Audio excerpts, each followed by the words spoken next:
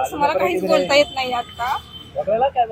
पण मी हे सर्वात प्रथम भारतीय न्याय व्यवस्थेचे खूप आभार मानते आणि माझा विश्वास आहे की मला नक्कीच न्याय मिळेल. पण जे 3-4 महिने गेलेले आहेत मध्ये, त्याच्यामध्ये मी काय सफर केले हे मी नाही शब्दात सांगू शकत कोणालाच. किंवा माझ्यासोबतचे जे आहेत, खूप खूप वाईट काळ होता, खूप घाणेरडी परिस्थिती होती आणि खूप सफर केलं गेलेलं आहे. म्हणजे बेसिक जो FIR चा हक्क आहे आपल्या सगळ्यांचा, तो पण बेसिक मिळालेला नाही आणि तो बेसिक हक्क मिळवण्यासाठी आतापर्यंत एवढे 3-4 महिने आम्हाला लढावं लागलेलं आहे.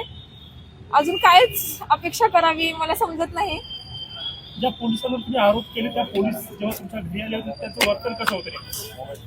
मी आणि माझी मैत्रीण आम्ही रूम मध्ये बसलेलो होतो, तर ते डिरेक्टली आमच्या रूम मध्ये घुसले, दरवाजा ओपन केला, रूम मध्ये घुसून डिरेक्टली आमचे बेडरूम, आमचे कपाट, आमच्या बाथरूम, ह्या सगळ्या गोष्टी त्यांनी बघितल्या, आमच्या डायऱ्या बघितल्या.